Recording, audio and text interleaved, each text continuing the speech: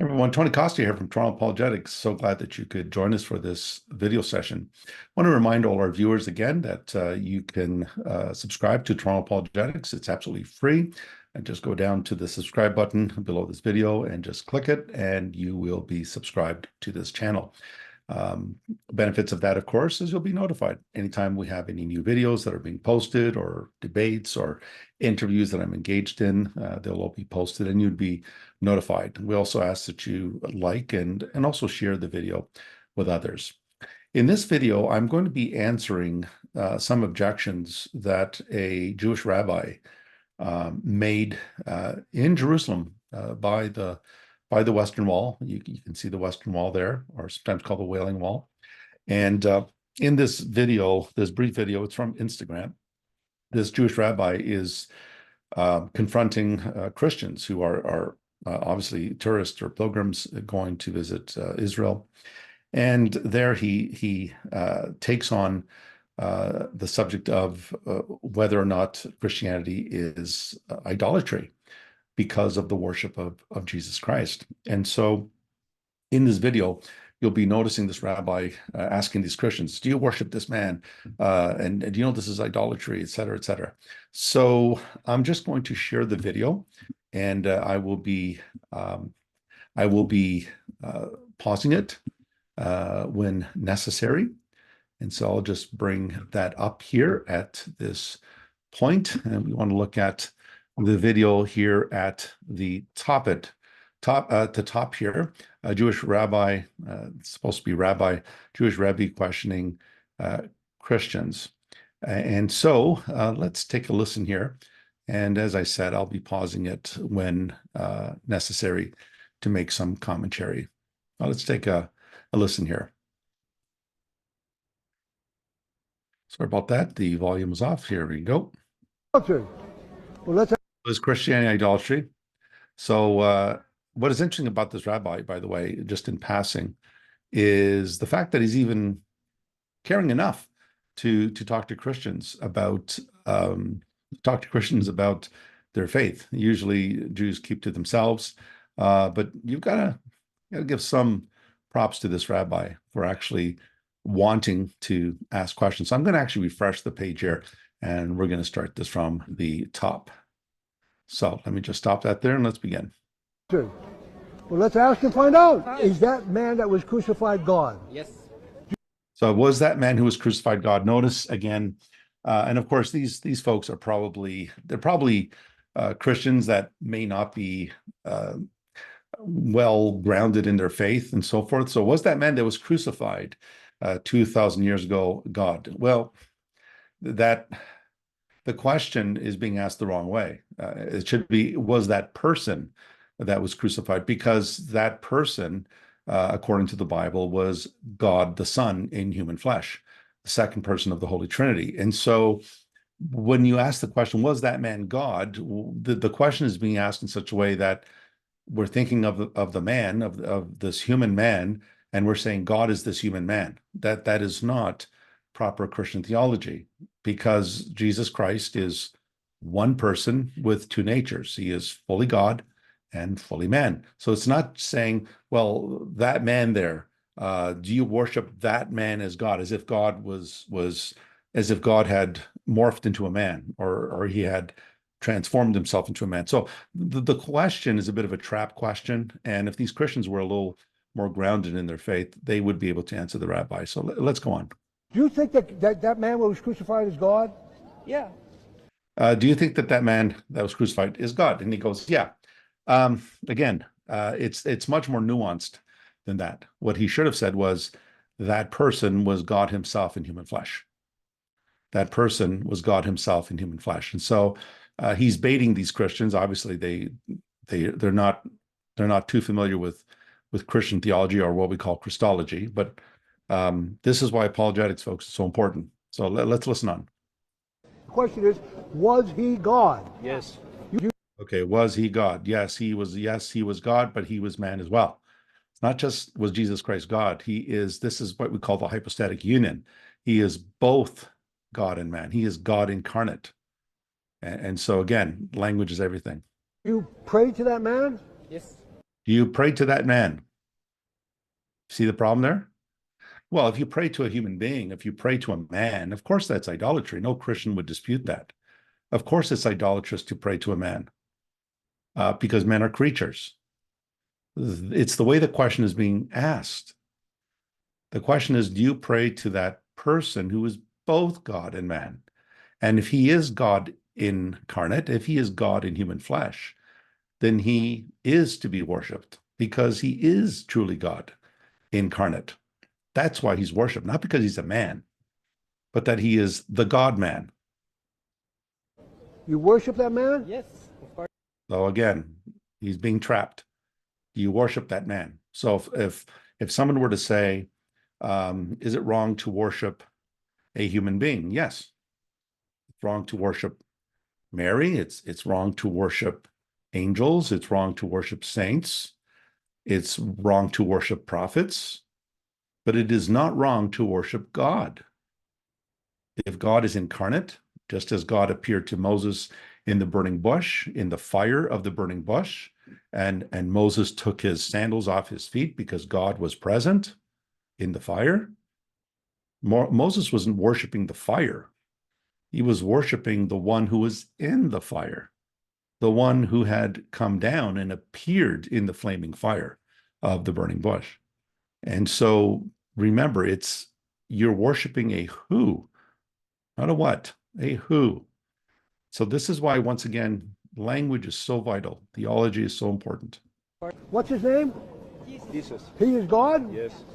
There you go. So, of course, what the rabbi doesn't say here is that when Jewish people mention the name of Jesus, his Hebrew name is Yeshua, and excuse me, they don't say Yeshua, they say Yeshu, which is an acronym for "May his name be blotted out forever." And now he's saying, "Oh, the name of that man was Jesus." Yeah, that was the name that was given to him. The human name that was given to him was Jesus, was Yeshua, for he shall save his people from their sins. Okay, that's what I want. Do you pray to him? To Jesus? Yeah. Yeah, of course. If Jesus is God incarnate, yeah. But this rabbi is thinking he's just a man. You see, the problem here is he's committing a categorical fallacy here, where he's assuming that Jesus is only a man. And if Jesus was only a man, then yes, that rabbi would be correct. If he was only a man and we worshiped a man, that would be idolatry. He's not worshiped because he's a man. He's worshiped because he is God, the Word made flesh. Where are you from? New York. Your mother Jewish? No. Why is he asking whether his mother's Jewish? First of all, he says, "Where are you from?" He says, "I'm from New York." The reason why he asks him, "Is your mother Jewish?" is because, according to rabbinical law, if your mother is Jewish, then you're Jewish. So the moment he said no, the rabbi simply moved on. And so he's trying to see if this is a Jewish fellow born of a Jewish mother, because that's what determines your Jewishness, is the matriarchal line. And so the moment he finds out his mother's not Jewish, he simply moves on. What's your religion? I'm technically a Christian. I want to ask you a question about the Christian religion. They say that a man The Christian religion, if he wants to call it that, is fulfilled Judaism. It is the new covenant expression of Judaism. But the rabbis basically split. They basically segregated Christianity from Judaism, and they had said Christianity is a completely different religion. When of course it originated in that very city you see these two men at, that very city of Jerusalem. That's where the church originated, a Jewish movement following the Jewish Messiah Jesus. And so that Christian faith started right there. That is the nest of early Christianity, the womb of early Christianity. was crucified 2,000 years ago, and they buried him, and he's going to come back to life. No, he's not going to come back to life. He has come back to life. He rose again the third day. The rabbi is assuming here that Jesus died and he's in the tomb, or he was buried, and he'll come back to life. That's not what Christians believe. If the rabbi did his homework, you would know that Christians believe that Jesus was raised again on the third day and that he is forever the risen Messiah. And so, again, there's a lot of straw men here that this rabbi is building up. Right? Is that what they said? They say. Let's say that you saw that man, he came back to life and he's walking down. I see again, obviously this gentleman here, I don't know his heart, but he's obviously claiming to be a Christian. If he knew his faith, he would know that Jesus isn't, we're not expecting Jesus to rise again from the dead. He's already risen. Once again, he was raised the third day. So this is what happens, folks. This is what happens when you don't know your faith. This is what happens. You fumble. That's what happens. Down the street here. Would you say there goes God? So you see, the assumption is that God is just a man. He's just this flesh and bone man. And the implication here, if you read between the lines, what this rabbi is saying is that Christians turn Jesus into God. So many Jews, unbelieving Jews, that is, unbelievers in the messiahship of Jesus, many of these unbelieving Jews, much like Muslims who don't understand Christianity either, a lot of them are assuming that Christians turned Jesus into God, that they took this human being and they turned him into God, or they turned him into a God. And that's what this rabbi is presuming here. Which again, if this gentleman knew his Christian faith, he would have been able to answer the rabbi clearly. The early Jewish followers of Jesus did that. They were apologists. They gave reasons for their faith, as you see in the book of Acts. So let's move on and hear what else this rabbi says. Maybe. I don't know. Sure. Sure. Yeah, he's totally confused. You can tell this guy, he's gone from a maybe to I don't know to maybe sure. But he's a man. Can you See that? But he's a man. That's the problem. The rabbi thinks Jesus is only a man. That's the issue. And you're turning a man into God. In Christianity, man did not become God. In Christianity, God became man. It's the other way around. We got to get our theology straight here. And there's good answers to this. In fact, those answers come from the Jews themselves that follow Jesus and the Jews who existed before Jesus. They gave us tons of information about the Messiah. None of which modern day Jews believe because they're following the rabbinic form of Judaism, which has done everything in its power to hide the very high view of the Messiah that Jews had in the time of Jesus and before his time. explain that to me? I can't. I can't explain that to you. You're too smart for me. You got me. You got me.